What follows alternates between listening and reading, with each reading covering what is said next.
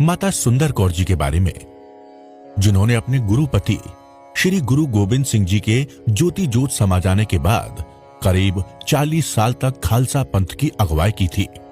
बाबा अजीत सिंह जैसे सूरवीर योद्धा की माता तथा साहिब श्री गुरु गोविंद सिंह जी की पत्नी माता सुंदर कौर जी को माता सुंदरी के नाम से भी जाना जाता है।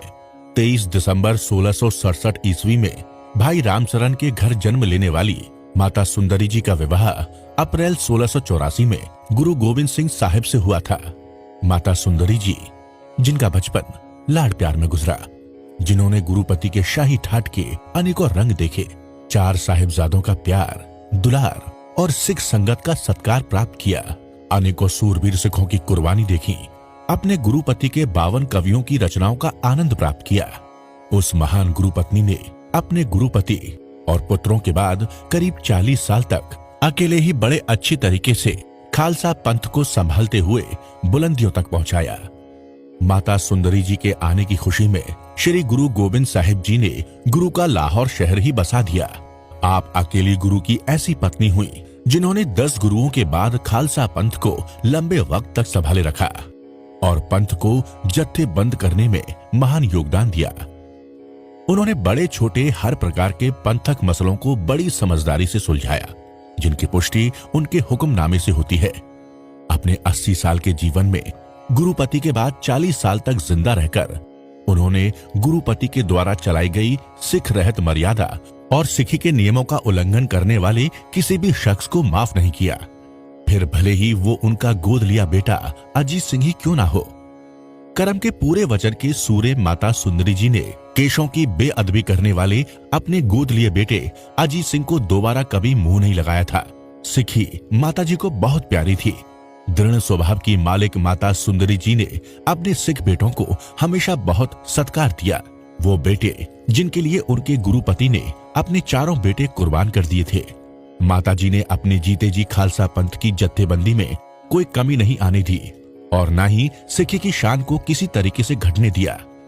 उन्होंने धार्मिक क्षेत्र में बहुत बड़े बड़े कार्य किए, गुरु के लंगर की मर्यादा को कायम रखा, अमृतसर साहिब में दमदमा साहिब जैसी टकसाल स्थापित करवाई, गुरु ग्रंथ साहिब जी की बाणी के उतारे करवाए और गुरुपति श्री गुरु गोविंद सिंह जी की रचनाओं को एकत्रित करके भाई मनी सिंह जी से उनकी संपादना करवाई। अगर वो ये महान कार्य नहीं करती तो सिख पंथ गुरु गोविंद सिंह जी के इस महान साहित्य से वंचित रह जाता। दुनिया गुरु गोविंद सिंह साहिब को एक निडर महान योद्धा के रूप में तो जानती, पर उनकी एक उच्च कोटि की कवि प्रतिभा से अनजान रह जाती। गुरु साहिब के राजभाग की मालिक होते हुए भी माता सुंदरी जी ने अपने जीवन का अंतिम समय दिल्ली में अपनी हवेली में सिख संगत के साथ गुजारा। अपनी मुसीबतों से जूझते हुए भी कल्याणकारी मुस्कान हमेशा उनके चेहरे पर रहती थी।